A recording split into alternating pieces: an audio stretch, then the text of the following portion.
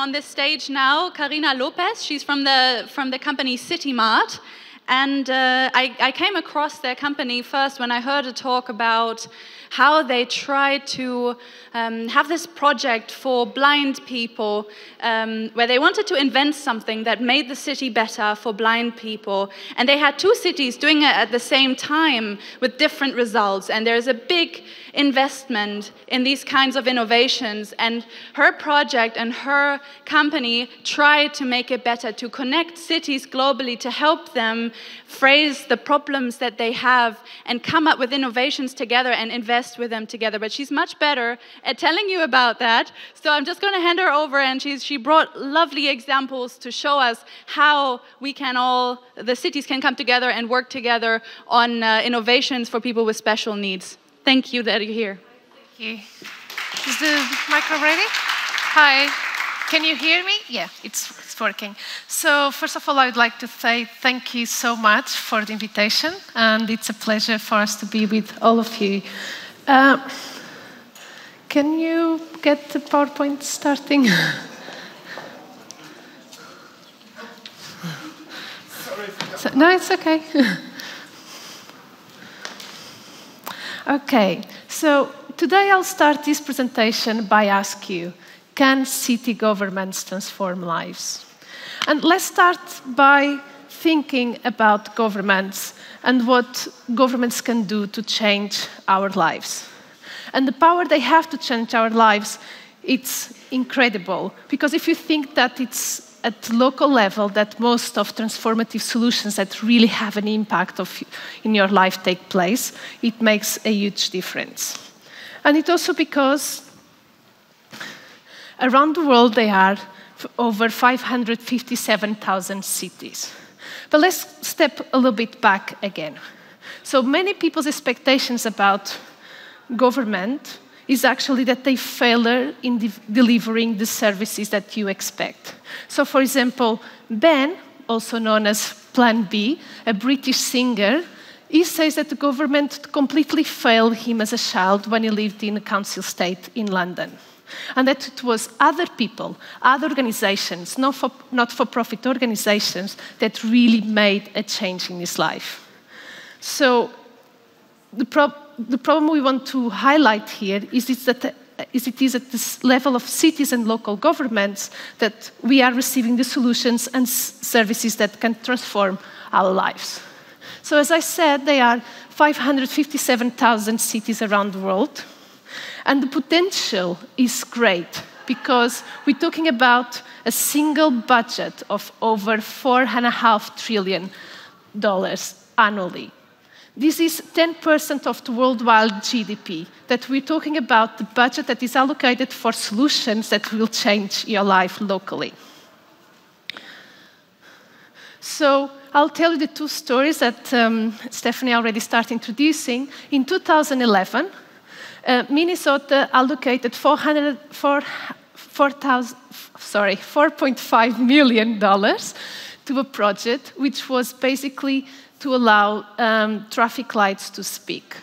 And what the traffic lights did was that blind people could click a button and it would tell them the location where they were. So they could help them orientate around the city and also worked as a backup system for when they were lost. For this service, the speaking traffic lights, the mayor of Minnesota received the White Can Award for the service he delivered to the community. Around that same time, again, in 2011, in Stockholm, the city of Stockholm gave Boris, the male with the stripy shirt here, gave Boris a small digital device that made Boris feel, he states, 90% less disabled. That little device is called eAdapt, and it's the result of a partnership between Astando and the city of Stockholm. And what it means is a system, is a complex system, that allows people to navigate better around the city. So usually what we have is that people, for blind people, it's easy to navigate from the routes they use every day. But the problem becomes when they have to go from A to B, and they have it's not a daily route, it's something completely new. So what eAdapt does is that it helps assisting the planning of that trip, and by continuously maintaining up-to-date data about the city. So is data not only about the urban furniture, but also about, for example, construction works or road works. So this what it means. You also have a supporting network with the same device. So what it means is, for example, if you go to your local library and it's closed, but it's within the opening hours, so you don't understand why the door is closed, you can contact one of the people in your supporting network, which usually will be family and friends, and with the digital camera, they can read, you can show what you have, the locked door, and they can see if there is a sign or something. So the service has different levels and also provides lots of fixed paths around the city, as you can see with yellow and pink and blue lines. So with this investment, not only Boris feels 90% less disabled, but it saves the city every year, the city of Stockholm, $20 million. So we're talking about 20 million that imply that some of the people are now able to find jobs. 20 million that the city social service do not have to spend supporting these people. And also 20 million that make the city of Stockholm more friendly to visitors with visually impaired. But at the same time, the city of Minnesota will have to do this investment of 20 million every year. So our question is, why did Minnesota's blind reward speaking traffic lights? And who should tell them that there are other options out there? How do we make those options to be known? So going back to the mobility solutions, the normal route of a mobility solution, advanced mobility solution, is that usually it gets piloted in a city, and then if they are lucky, it gets implemented across the country. But the problem happens when you want to enter new markets. And that happens because of the laws of procurement, because how local business happens at local government. You also have to think that when it comes to mobility, we cannot think of a solution with one individual stakeholder. Usually, mobility has to be a very adaptable solution, so we can adapt to the changing needs of the users. So I want to give you a few other examples before I proceed with the presentation. A few other examples where mobility is taken not just as an infrastructural problem and aim for moving from A to B, but also a more holistic approach to mobility and the mobility of people with special needs across the city. So in 2030, the City of Mexico approached us with a problem. And all of you might think, well, if it's Mexico City, it might be a problem about education, about single young mothers, about crime or inequality. But no, it was about how can we improve and help our elderly to stay independent for longer. So Mexico already has 1 million inhabitants who are over 60, and that number will increase really fast in the next decade. So we opened an international call for solutions for this problem, and 33 companies answer with proposals, and the city shows us a mobility-related solution. It's a solution that is provided by a company in Spain, in the Basque Country, Virtual Wear, and basically what it allows is the elderly to do physiotherapy from their home, so they don't have to displace across the city, but also means the city has to allocate less resources to the service. But what is really, really important here, and in the context of this presentation, is that here mobility for special needs was also seen as a responsibility for the city to tackle the problem, before we get to the moment where this elder person cannot move by themselves. So Barcelona has had a similar approach, And in the last few years, they created a program called Vinclas, which are basically trust networks formed by professionals, family members, social workers, local neighbors, and also volunteers. And it is especially tackling the isolated elderly. Spain has got one of the longest life expectancy in the world, and that means that the target group are usually women who are widow and are over 70, and most of the time they will not have a strong family support around them. And with isolation, we know that come mental health problems, health deterioration, and also a reduction of mobility. So the city saw as really important to tackle isolation as a way to reduce further problems with mobility. And what it does, this program is, different people are involved with around one single person. And when you notice that there is changes in the daily routine, so for example, if the Mrs. Maria doesn't go to the bakery 2 days in a row, the baker can contact her doctor to let them know that maybe someone should go to her house and check if she's doing well and what's happening. In Barcelona, they also have implemented the application called On the Bus. Was a project that initially came out of university and then was further developed and piloted by the city of Barcelona and also ONCE, which is the national organization for blind people in Spain. And this application, it's for visually impaired, but also for people with hearing impairment. And what it does is not only gives you information about the route you can use for public transport, it tells you when the next bus or tube is coming, but what they are trying at the moment is to develop this application further so it can include services like taxi or the pharmacy, where's the nearest open pharmacy or local center. So this application, which has been very successful, is already implemented in Madrid and Rome and will be soon implemented in Zaragoza, Valencia, both Spanish cities, and Helsinki. So in both cases, what we have here is an approach to mobility as empowerment of those that have those needs, an involvement of these groups from very early stages. So the needs can be answered around them. In a similar line, Warsaw has got a recent project called Virtual Warsaw, and what it does is allows you to navigate the interior of public buildings, so usually the buildings that you use for public services.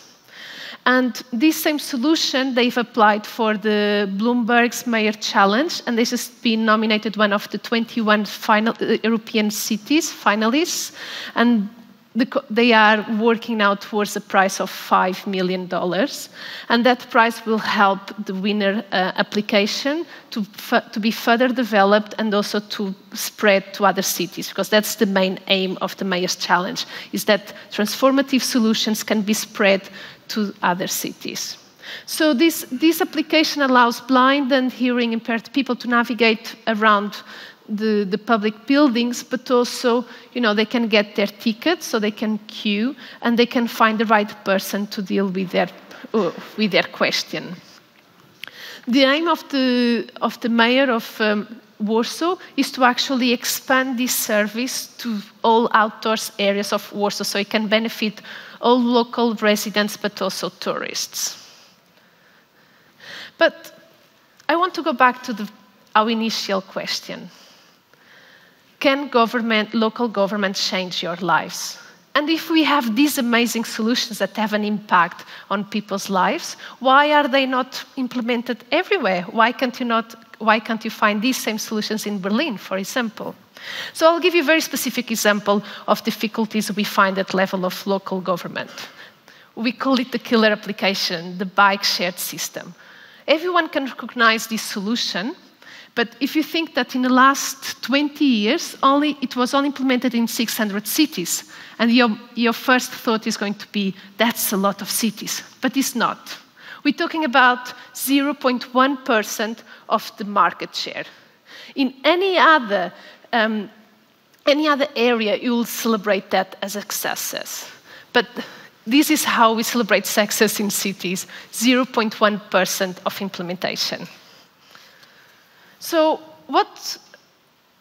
our question is always, how can we make this solution spread? And we think that she does not deserve a speaking traffic light. We want to think about how can we make a change at the level of local procurement.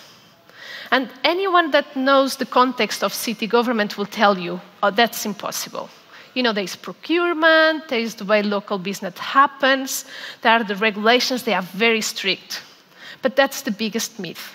When you look at the laws of procurement, within them you can find a lot of flexibility. And what is lacking, and what we found that is lacking, is the intention, is the motivation to really make a change. And the cities we imagine cities as the place where change will happen. They have to become change makers, and they have to open their problems. So the way we approach this is working with cities all around the world and helping them to, instead of dealing with these issues and trying to define the technical specifications of a solution, that's the normal process for a procurement, is to open up their problems. So when they go to the market, they explain the problem they have. And you, as an innovator, can tell the city and propose what the solution you would like to see implemented on that for that problem. So, as I said, we are working to change the system, and we hope that really high-impact solutions can spread quickly around the world. Thank you very much.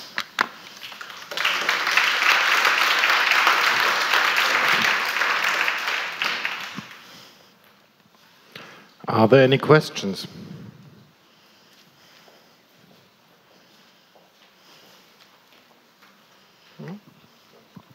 Well, I have a question.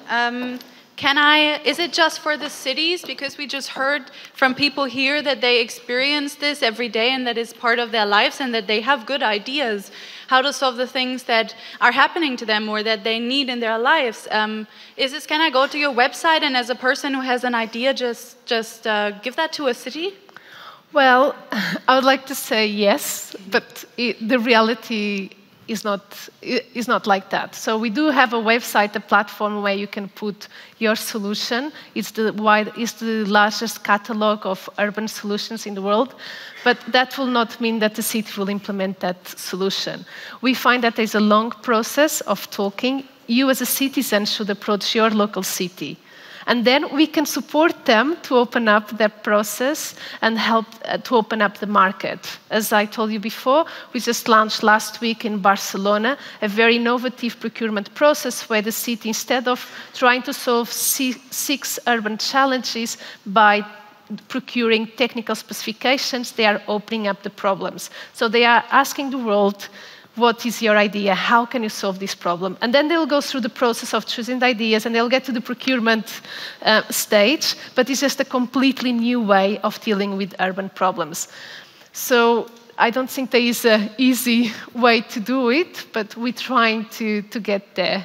Well, yeah, as you say, you're trying to change the system, and that's always really hard work. So my question also is, what's your experiences with cities? Are they open for this? Do the cities come to you, or do you have to go to them? How does it work? Well, you find different types of cities. And we also, it really makes a difference who is in a city. So we have people who are really inspiring people, change makers. They really believe they can make a difference at local level. And those are the people we want to work with. Because with their support, we can make a change and we can go through the process and we can train their staff and get the different departments to communicate.